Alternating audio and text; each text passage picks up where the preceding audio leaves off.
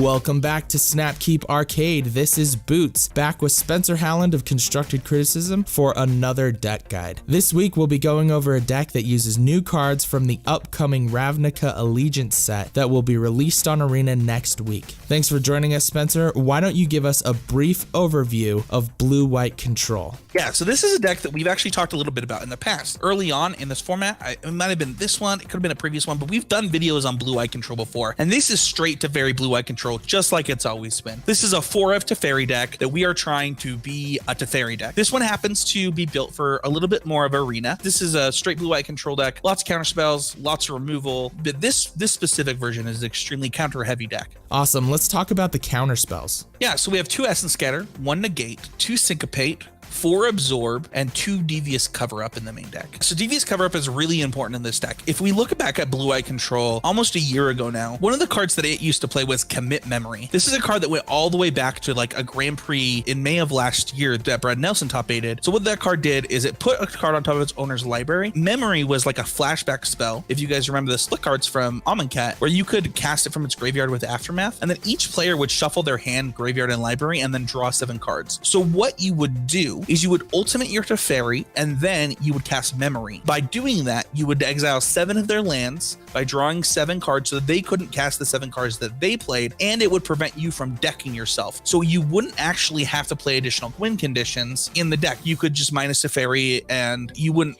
have to worry about it basically ever. Now, that being said, Teferi obviously being able to tuck himself makes it so that that doesn't matter anyway, but because of Memory, your deck became so dense that they basically had 0 chance to win the game, which was the real trick. And with Devious Cover-Up, it allows you to once again make your deck super dense with counter magic. So with Devious Cover-Up, since you're not casting Memory, instead what you do is you target Devious Cover-Up with the second one, and then a bunch of other counter magic to fill your deck full of counter spells throughout the game. And then once you've ultimated Teferi, you don't really have to worry about anything anymore because you're drawing a counter spell every turn and then exiling a land, and you kind of just win the game that way. So it's kind of an alternate win condition from Teferi Ultimate or Nezahal. So Absorb's got a lot of stuff going on the internet. A lot of people were like, why would I ever play this over Sinister Sabotage? Which is an interesting question because I think it's just better than Sinister Sabotage in Blue-White Control specifically. So there are a few really important use cases for Absorb. One of them is targeting a Banefire that's targeting you. So Banefire is a card that a lot of decks can bring in against you to try and deal you exact lethal or close to it, and you don't have a way to deal with it because it can't be countered once it's cast for more than 5. What Absorb does is, while it doesn't counter the spell because the spell can't be countered, you still gain that 3 life, giving you an extra cushion against that card, and it can help keep you out of range by countering other spells throughout the game. The other thing it does is your worst card against aggro decks was always Cancel. In other words, when you look at something like Sinister Sabotage, and by adding Absorb to your deck, you're no longer this horrible cancel deck against aggro decks. You now have a legitimate answer that you're not only like happier with, you're legitimately happy with. Gaining 3 life against a lot of decks in Standard is more so than just drawing a card, as long as it's tacked onto something else. Like, I wouldn't pay 1 mana to just gain 3 life, but if I got to counter a spell and gain 3 life, I'm extremely happy with that transaction against lots of different decks.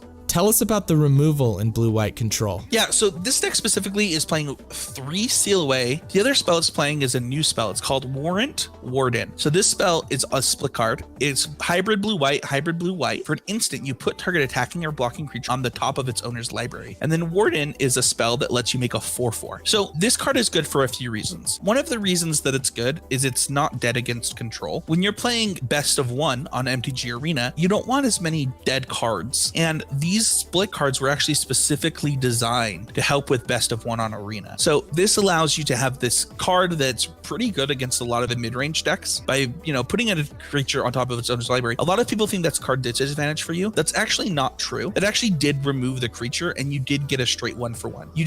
You happen to know their next draw step, which can be also more powerful than killing the creature in a lot of instances. So for example, if you want to put something like Llanowar on top of their deck if they decided to attack with it, that's a really powerful play because it means that they have to draw that Llanowar next turn. So this card is a card that we haven't had this effect in a little while, and it's actually one of the better effects that you can play. And then Warden just makes a 4/4 Sphinx with Flying and Vigilance. So if you need a threat throughout the game, this offers it. The other card that we should talk about in the removal slot is obviously Ixalan's Binding. This being a 3/of is really powerful. This is a card that some of the Jeskai decks don't have access to right now, or at least they're not playing, unless you're playing the list that I think we've talked about. But Ixalan's Binding is really important for a few reasons. One of the biggest biggest reasons that it's important is that it answers Niv Mizzet, and the other thing is it answers Planeswalkers. So before you were playing a couple of cast downs, things like that previously in these decks, and now you don't have access to those things. So it's really important that you have a catch-all removal spell, and this one happens to sometimes just destroy your opponent if you can get it on something that they have in their hand. Let's go over the card draw spells. Yeah, so the card draw spells in this deck are extremely interesting. This list has specifically some very different card draw spells than what you're used to seeing. So we have 2 new draw spells in this deck, and it's kind of interesting to split these because right now we have draw spells in blue-white control that people have been really happy with in control decks in general. I mean, if we think about Jeskai control right now, we have a 4-mana draw spell that is, 4 mana, draw 2, 4 mana, draw 2 with flashback. We've been pretty happy with Chemist's Insight. And a lot of people, when they saw Sphinx's Insight spoiled, they thought, well, this is just a bad Chemist's Insight. And I also was one of those people that thought that originally, but after seeing Precognitive Perception, I'm not so sure anymore. I think one of the things that R&D is trying to get you to do is be willing to tap your mana during your turn with your Teferi in play so that you can untap those lands. So for example, if I only have to pay 2 mana to draw 2 cards against aggro with Sphinx's Insight, then I don't have to worry about my life total as much while I'm casting my draw spells. And the same thing is true of Precognitive Perception. If I'm paying this 5 mana, that's really 3 mana, but I'm digging 6 cards deep for something like a Wrath effect, like a Settle the Wreckage or a Cleansing Nova, those cards turn into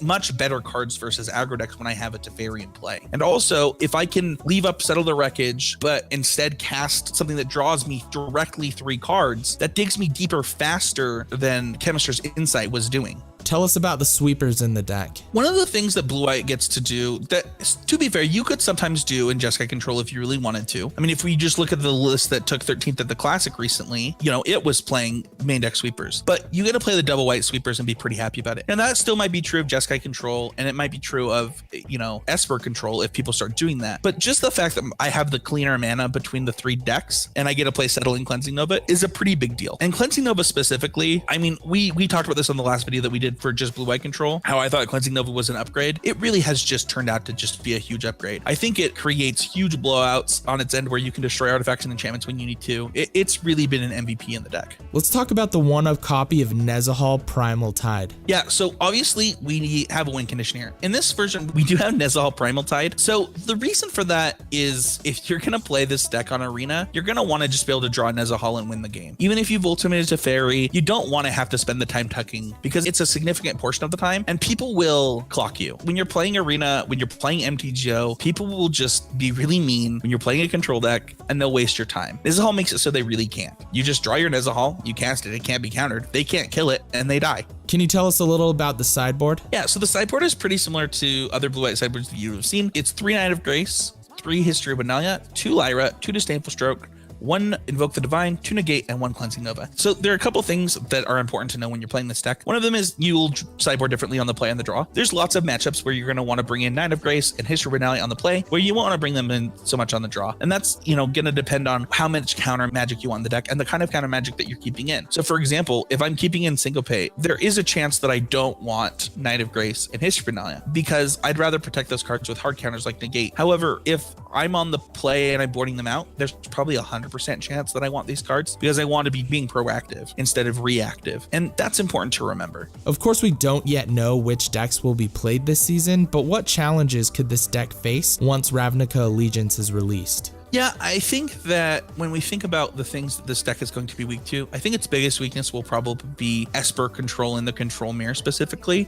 Them having access to discard effects could be a big deal. Now, that being said, I think that this deck got a lot of upgrades. When you think about Absorb, when you think about the Warrant Warden card, this deck definitely got some stuff. And it's going to have legs against most decks in the format. I think it got stuff that specifically makes it better long term. I mean, being able to have things for Niv Mizzet Paragon and blue-white and not having bad mana is going to keep your life total high, give you time to draw things. You're also probably better against this deck now, being able to not worry about the Drakes. Being able to put an Enigma Drake on top of your opponent's deck to make them draw it again is probably pretty good in that matchup and could completely change it. So I think this deck got a lot and some of its bad matchups got better, but it also is introducing a new bad matchup because I think that Esper control could legitimately be a deck now. The other thing that I might worry about this deck is a deck that we might see in the form of some style of ramp deck with the new Krasis is. The card is blue-green for an XX, and then when you cast it, you draw X cards and gain X life, half rounded down. So if they cast it for 6, they draw 2 cards, gain 2 life, and get a 4/4 flyer. But it's a cast trigger, so you can't counter that, and that's a pretty big deal. So if there's like a Carnage Tyrant that deck, this deck could have trouble with something like that. Any last words for blue-white control next season?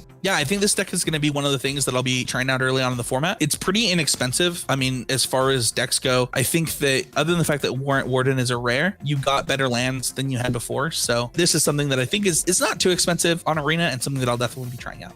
Thank you so much to Spencer Hallen of Constructed Criticism for another deck guide. You can see his work at constructedcriticism.com, and make sure to subscribe to his YouTube channel for some of the best competitive content out there. If you like this video, please make sure to subscribe to Snapkeep Arcade and hit that bell icon to get notified whenever we upload a new video. Before we go, I just want to thank everyone who subscribed and supported Snapkeep Arcade last year. I'll be working really hard to grow the channel this year, and you can help by liking this video and spreading the word among the Magic community. Again, thank you so much for everyone's support. This has been Boots with Snapkeep Arcade. Thanks for watching.